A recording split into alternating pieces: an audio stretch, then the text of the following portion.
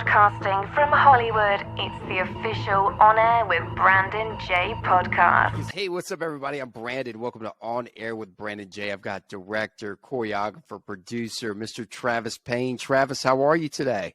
I'm good, Brandon. How are you today, sir? I'm good, man. Thank you for joining us. It's an honor to have you on here because you've worked with some amazing icons, as I like to say. Thank you so much for having me, and hello to your audience. And I want to thank Paula Ann for connecting us. And absolutely, Miss Paula. We love Miss Paula. Yeah. So, one of those individuals is Michael Jackson. What was it like working with someone of his status? Because I know that Michael had an impeccable work ethic. First, are you a Michael Jackson fan? Yes, I am.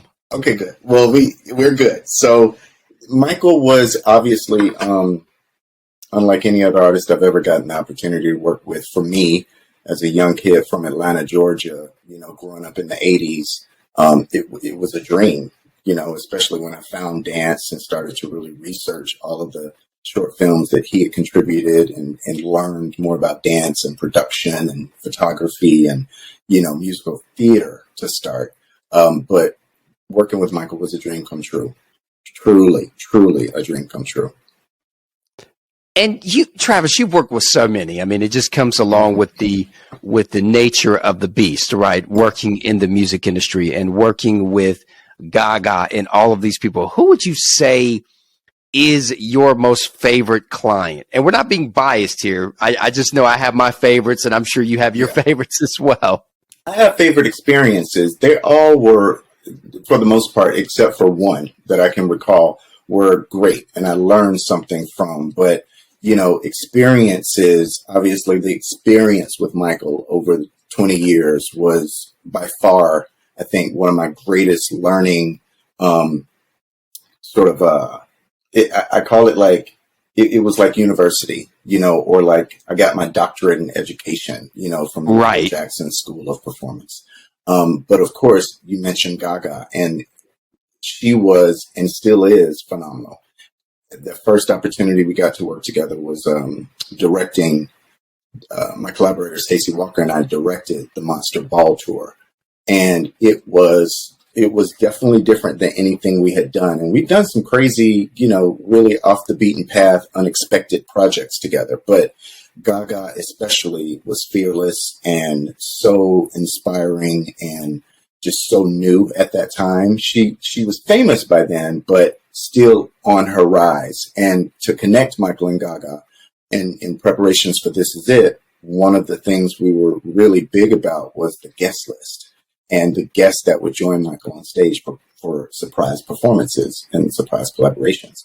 And at the very end of the list of obvious people like Janet, and his brothers, and, at that time, Usher and Justin and Pharrell and, Missy. And we got to, Diana Ross, Smokey Robinson, everybody. And we got to the end of the list, and I said, is there anyone else? And Michael said, yeah, Lady Gaga. And I said, really? And he went on to tell me that, yeah, she's next. And I said, really? Wow.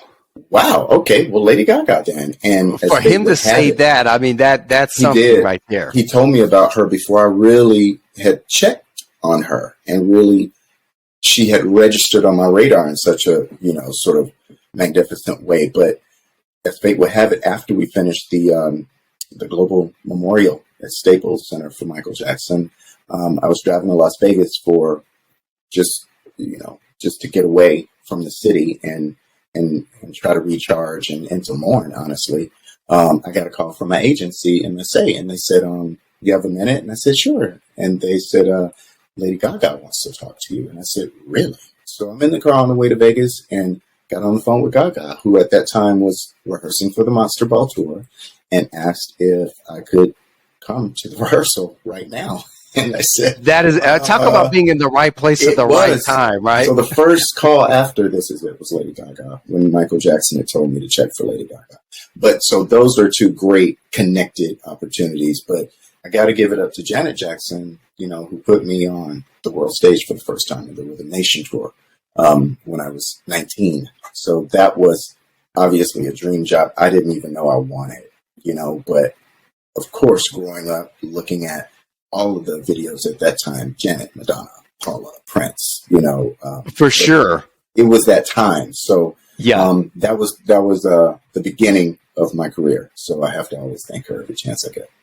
What would you say, Travis, has been what was the moment that you realized, like, hey, I want to do this? Because I'm from the South, right? I grew up in Columbia, South Carolina, born and raised. You're from Atlanta. We're 3 hours away from each other. Yeah. I don't think the opportunities in that area are the same as like Las Vegas, Los Angeles, New York. So what would you say, like, really just sparked that moment in your life where you're like, you know what, I got to take the risk. I got to get away from here. I got to go to where the opportunity presents itself. There were a few things.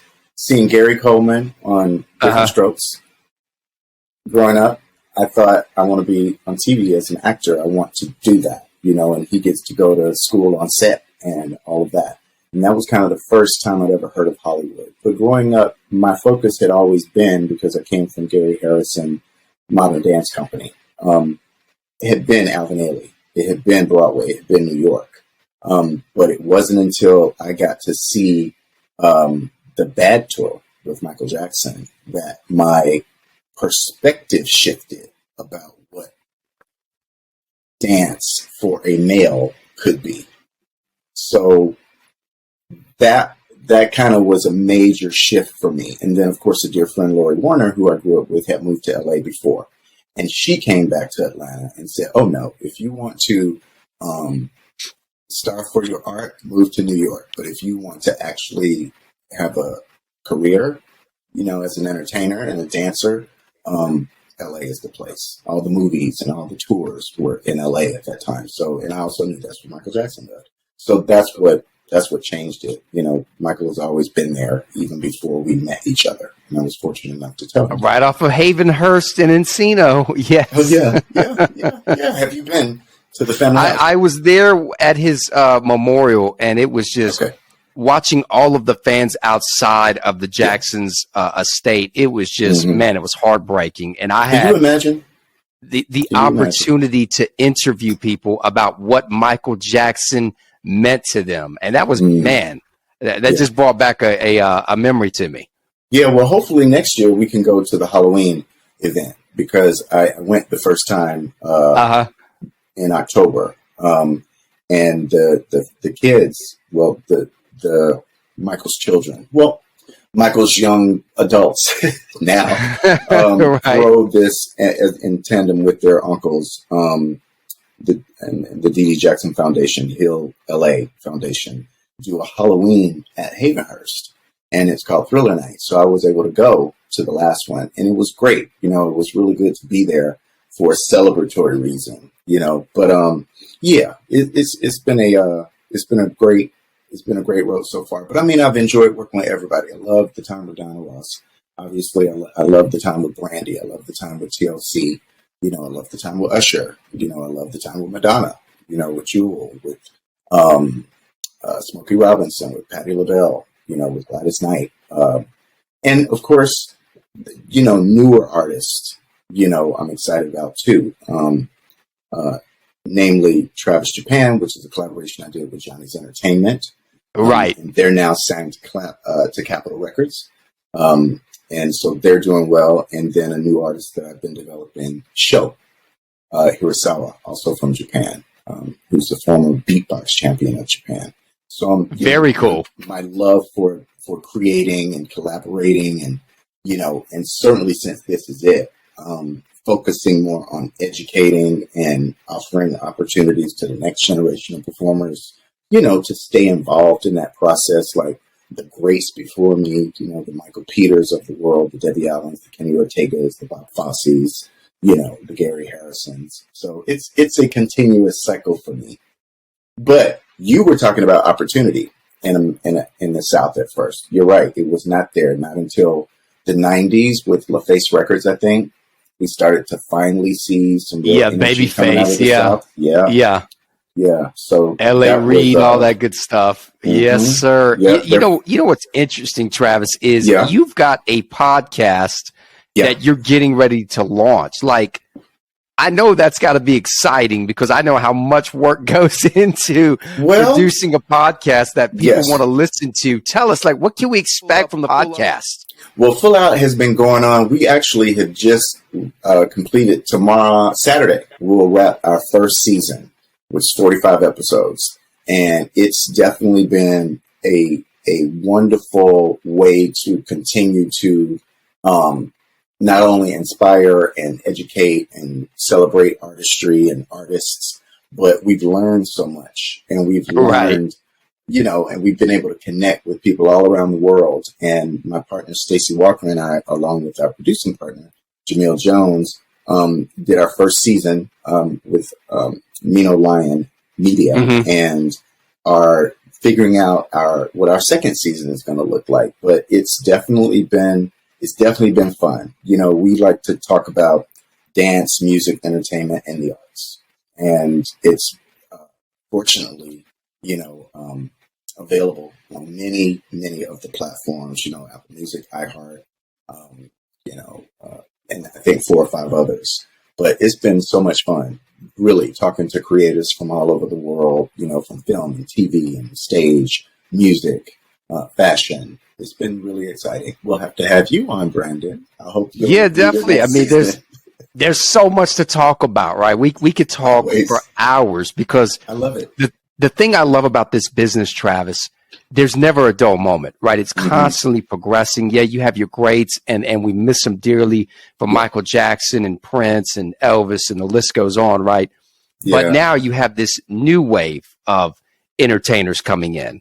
And, what was really interesting to me is when they asked Chris Brown, would he ever perform at the Super Bowl? And I think Chris Brown, in my opinion, is one of the best performers I've ever seen live, period. I mean, he puts on a phenomenal show. But because of the backlash in the media, right, he does not want to take that risk. And I can't say I blame him on that, Travis, but a phenomenal performer. Yeah, Chris is great. I love Chris Brown. I got to meet him once only, I think, early in his career. We were at Screenland, which still is a very famous dance studio in Burbank, California. Yes. And Screenland 2.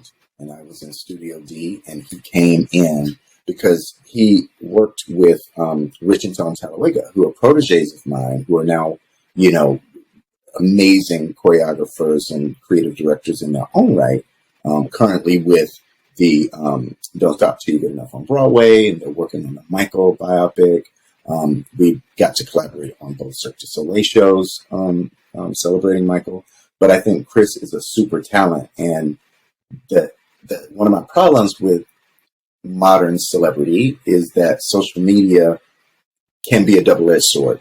The access that people have to the artists these days can make or break their projects before they get off the ground, and I think we're seeing a lot of fallout from Chris's early years in his career where, many would say he made terrible mistakes, but they were blasted globally. And so he's not been able to really recover in a full way from them.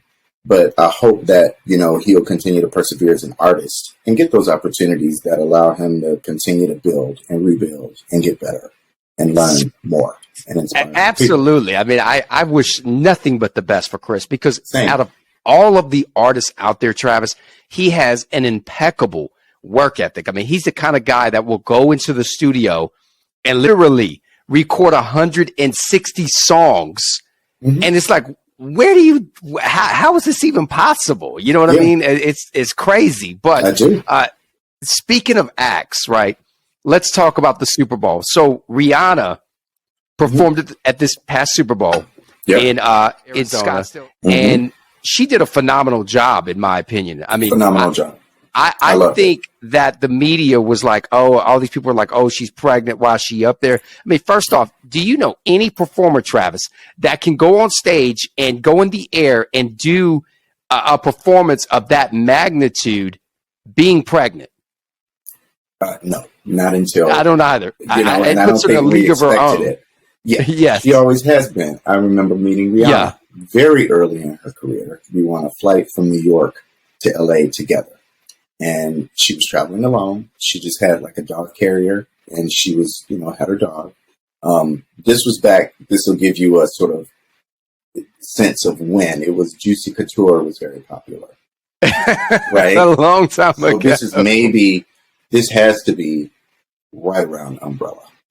Yeah, I was about to say Pond de Replay, Umbrella around Umbrella that. hadn't dropped yet. She hadn't had the, sort of the rebrand that they did. But to see her develop and to see what she presented at Super Bowl, it made me proud, especially since I'm very close with Paris Goebel. We worked on MJ1 together. And so I've seen Paris, come into her own, from New Zealand, her and her request group. But to see their collaboration and what it has grown to in, I think, 7+ years, it was really historic. And it was, it was a nod to creative women everywhere, well, to women everywhere, and for to sure, people of color, and to certainly the dance and the fashion and the music communities on a global stage and in the air and while pregnant and, after years away, and to have the splash, be that big and that important is very smart. And it's the kind of psychology Michael would use, that, there are vents, I certainly hope Rihanna follows with her album, because that would be great. Even if she is pregnant, there's ways to promote a project even while pregnant. Beyonce did. We know it's on the way. It's just a matter of when. Yeah, right, I know that new album is on the way. Everybody waits the way she has, and really almost crave new music from her. I there think it is masterful. Yes, sir. And it builds mystery and intrigue that we haven't really seen since the 90s, where the build up to a Michael or a Janet or a Madonna or a Prince project would be so well orchestrated that itself was an event. And so that made sure that the release and the album was a success. So both Rihanna and Beyonce, I feel, are, borrowing from that school of thought for these releases. There you go. Travis, what is next? Okay, we know we got the podcast that you just wrapped up season 1, 46 episodes. Congrats. This is season 2 of On Air with Brandon J. I just launched last May 2022, 46 episodes. So I know how hard it is, right? Yeah. It's crazy. It's, but what is next for you? Well, I've got Travis Japan. We're getting ready for their second single this month, and that'll be released sometime in the spring. We've got Sho Hirasawa coming. I've been working on my biopic. I've been working on my memoir. I've been working with my partners, Adrian Satius, Stacey Walker, Yankita Erica Gaither, Jamil Jones, Christopher Demers, and we have been developing the film and TV properties. Of course, streaming is very exciting for us. I have created a number of shows, one of which I'm excited about is in a dance format. And just more music, more choreography, more show direction. We're excited about the metaverse and what that new technology means with regards to our artistry and creating, developing. Well, I'm in pre-production on my first film. Well, it's a series now. Man, that's incredible! Congrats, Columbus and his son Dominique Columbus. That's called Crossing the Line. We're excited about that. It's very music driven and dance driven, of course. So there's that, and then perhaps working more in Atlanta now because we can. In the 90s when I moved away, actually 1990 when I moved away. You're right. There was not the opportunities there, but now Atlanta is a mecca in the South for entertainment. So between Atlanta and New York, and Los Angeles, it's plenty to do. And of course, I love Asia. A big part of my support base and those who appreciate what I do are in Japan and Taiwan and Singapore, and South Korea. So I look forward to returning back to Asia very soon, because I've not been able to go for about 2.5, 3 years. Yeah, COVID really, I mean, it just changed the landscape of everything. But in my opinion, Travis, COVID allowed us to become more creative. And for creatives like yourself and others, that's the Mecca. That's where you want to be, right? When you're in that zone and you can create. So congrats on everything. And just, man, thank you so much for being a special guest. If somebody watching or listening to this interview wants to follow you on social media, where can they go? My Instagram is Travis Payne 1, TravisPayne. My Twitter is It's Travis Payne. Same on Twitter and TikTok. And of course, Fill Out Podcast. We will be launching the first season on a YouTube channel. That'll be The Real Travis and Stacey. And of course, I have a website, which is travispayne.com, which, stays up to date with all of these things, and all social media is there as well. Amazing, Travis. Thank you for being a special guest. Make sure everyone listening and watching this interview, you go check out the Full Out Podcast with Travis Payne. Travis, you can stream it on Apple, Spotify, iHeart, Audible. The list goes on. Yes. And congrats on everything, man. Thank you so much. I appreciate you, Brandon. I thank you so much. I appreciate you, and good luck with all your future endeavors. And I look forward to the next time we can talk. Hey, you're from the South, right? We got to stick together, right? You already know. You already know what it is. Yes, sir. The 404 in the building, Mr. Travis Payne. Appreciate you, Shouty. There you go. Director, choreographer, producer, podcast host, Mr. Travis Payne. I'm Brandon. We'll see you next time. Goodbye for now.